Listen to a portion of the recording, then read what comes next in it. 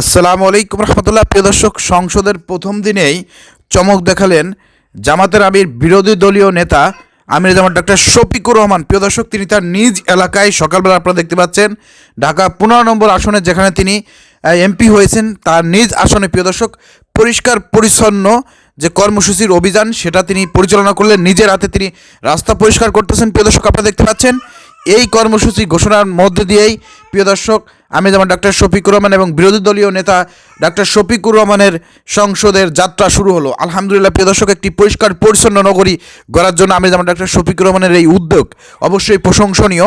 কিন্তু প্রিয় দর্শক, আমার একটা অবজেকশন আছে, আপনাদেরকে সেই অবজেকশনের কথা বলবো। তার আগে চলেন, আমির জামাত ডক্টর শফিকুর রহমান এই পরিষ্কার পরিচ্ছন্ন করার কর্মসূচি ঘোষণার পরে তিনি একটি বক্তব্য দিয়েছেন। সেই বক্তব্যের জায়গায় আমার কিছু সংশোধনী আছে, কিছু পরামর্শ আছে। চলেন আগে বক্তব্যটা শুনে আসি, এরপরে আপনাদেরকে সেই পরামর্শের কথা বলবো। প্রিয় দর্শক, চলেন ভিডিওটি দেখে আসি।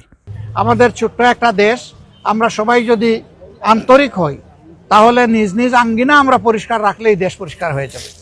আজকে এই বার্তা দেওয়ার মাধ্যমে আমি আমার এই এলাকার সহকর্মীবৃন্দকে বলবো যে প্রতিদিন ফজরের পরে, আজকে এটা লোক দেখানো নয়, এটা দিয়ে শুরু। প্রতিদিন ফজরের পরে আমাদের প্রত্যেক ইউনিট মিনিমাম আধা ঘন্টা সময় এই পরিচ্ছন্নতার কাজ করবে। 1 ঘন্টা পারলে আরও ভালো। এরপরে যার যার কাজে পারিবারিক পেশাগত দায়িত্বে তারা ছড়াইয়ে পড়বে, সমাজের অন্যান্য সেবায় ছড়াইয়ে পড়বে। কিন্তু এখন থেকে আমাদের এই এলাকাটা আমরা চাচ্ছি একটা মডেল এলাকা হিসাবে গড়ে উঠুক। প্রিয় দর্শক, সব কিছুই ভালো লাগছে, কিন্তু একটা জিনিস আমার কাছে মনে হয় যে জামাত ইসলামকে একটু চালাক হইতে হবে। এভাবে আমরা যদি পিছিয়ে থাকি তাহলে কিন্তু সবসময় পিছিয়ে থাকবো। আমরা জনকল্যাণে কাজ করলাম, কিন্তু জনগণ আমাদের জনকল্যাণে মূল্য দিল না, ভোট দিল না। আমাদের ক্রেডিটটা অন্য কেউ নিয়ে গেল।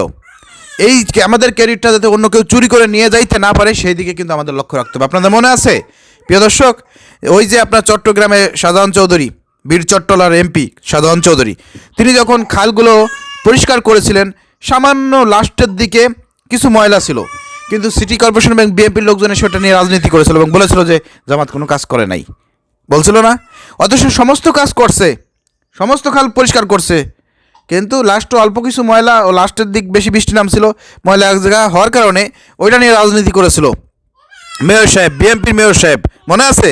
তো বুঝতে হবে, আমাদেরকে রাজনীতি বুঝতে হবে এবং সেভাবে আমাদেরকে চালাক হইতে হবে। আজকে এখানে আমির জামাত ডক্টর শফিকুর রহমান বললেন যেখানে প্রতিদিন ফজরের নামাজের পরে আমাদের নেতাকর্মীরা এই যে রাস্তাঘাট ঝাড়ু দেবে, আধা ঘন্টা 1 ঘন্টা ধরে কাজ করবে, এরপরে নিজ নিজ কর্মস্থলে যাবে। এখন আমার প্রশ্ন হচ্ছে, আমির জামাত ডক্টর শফিকুর রহমান তিনি বিরোধী দলীয় নেতা এবং তিনি এমপি, এবং এই যে তার যে এলাকাটা এটা কিন্তু সিটি কর্পোরেশনের আওতায় আছে। অর্থাৎ এখানে পরিষ্কার পরিচ্ছন্নতা করার দায়িত্ব কার? City corporation. সিটি কর্পোরেশনের লোক নিয়োগ থাকবে, পরিষ্কার পরিচ্ছন্নতা কর্মী গাড়ি থাকবে, কর্মী থাকবে, তারা এটা পরিষ্কার পরিচ্ছন্ন করবে।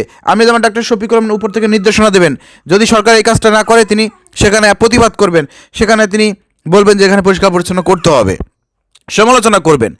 সেটা না করে আমি যেমন ডক্টর শফিকুর রহমান সেই সিটি কর্পোরেশনকে নির্দেশ না দিয়ে, সরকারকে নির্দেশ না দিয়ে, সরকারকে পরামর্শ না দিয়ে তিনি জামাতের নেতাকর্মীদেরকে বলতেছেন ফজর নামাজের পরে এই যে রাস্তাঘাট পরিষ্কার পরিচ্ছন্ন করতে হবে।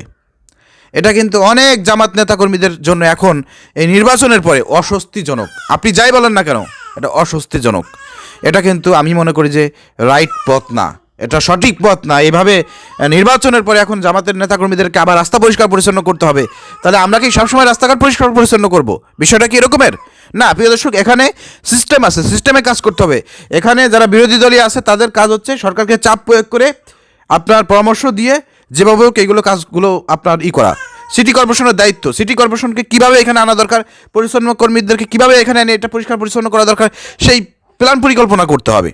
জামাতের নেতাকর্মীদেরকে ফাউ খাটায় এইগুলো করা যাবে না, এগুলো আমি মানতে পারতেছি না। ঠিক আছে, সারা জীবন ফাউ খাটবে জামাতের কর্মীরা, এটা কিন্তু ইসলামে নাই। ইসলামের ইতিহাস দেখেন, এরকম কিন্তু নাই।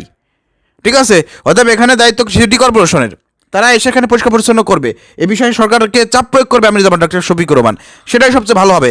আর ওইখানে কাজ ঠিক মতন হচ্ছে কিনা এ বিষয়ে আপনি আমাদের নেতাকর্মীদেরকে, আমাদের নেতা জামাত ইসলামের নেতাকর্মী যারা আছে তাদেরকে দায়িত্ব দিতে পারেন যে আপনারা এখানে দেখবেন যে কাজ ঠিক মতন সিটি কর্পোরেশন করতেছে কিনা, পরিষ্কার পরিচ্ছন্ন কর্মী যারা আছেন তারা ঠিক মতন কাজ করতেছে কিনা, কাজ হচ্ছে কিনা, এগুলো দেখভাল করার জন্য আমাদের নেতাকর্মীদেরকে দায়িত্ব দিতে পারেন।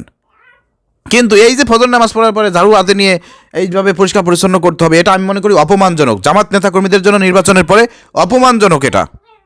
এটা অপমানজনক। আপনি যাই বলেন না কেন প্রিয় দর্শক, এইভাবে আপনি প্ল্যান পরিকল্পনা করে এইভাবে কাজ করানো দরকার।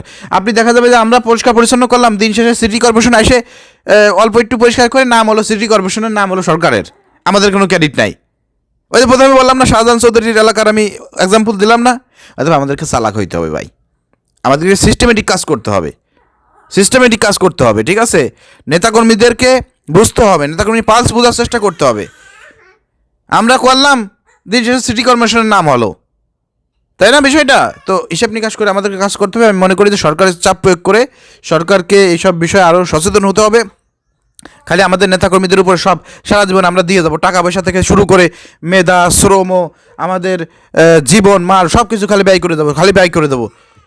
বিনিময়ে যে মুসলমান ইমানদাররা কিছু পাবে না, এরকম কিন্তু নিয়ম কিন্তু ইসলামে নাই, ঠিক আছে? অতএব এই বিষয়ে আমাদের খেয়াল রাখা উচিত। আমার কথা অনেকে হয়তো রাগান্বিত হতে পারেন, কিন্তু আমি কারেক্ট কথা বললাম ভাই। অনেকেই হয়তো মানতে পারবেন, অনেকে হয়তো মানতে পারবেন না, ঠিক আছে? অনেকে অনেক যুক্তি দিতে পারেন, কিন্তু আমার কাছে মনে হয়েছে যে এটা সঠিক না। এভাবে সকালবেলা উঠে আমাদের নেতাকর্মীদেরকে দিয়ে পরিষ্কার পরিচ্ছন্ন করানো এটা সঠিক কাজ না। আমাদের উচিত নেতাকর্মীদেরকে দায়িত্ব দেওয়া যে এখানে সিটি কর্পোরেশনের লোকজন আসবে, পরিচ্ছন্ন কর্মীরা আসবে, তারা কাজ করবে, তোমরা দেখভাল করবা, তোমাদের দায়িত্ব এটা। এভাবে করলে পরে আমার মনে হয় যে ভালো হবে, এটা সবার জন্যই ভালো হবে, ঠিক আছে? এখন যাই মনে করেন না প্রিয় দর্শক, আমার হয়তো অনেকে খারাপ মনে করতে পারেন, কিন্তু আমি সমালোচনা করব এবং আমার যেটা পরামর্শ দেওয়ার দরকার আমি পরামর্শ দেবো, ঠিক আছে? আমার কথা যদি ভালো লাগে একটু কমেন্ট করে জানাবেন, ভিডিও শেয়ার করে দেবেন। আর যদি সমালোচনা করতে চান, গঠনমূলক সমালোচনা করবেন। ধন্যবাদ। আসসালামু আলাইকুম রহমতুল্লাহ।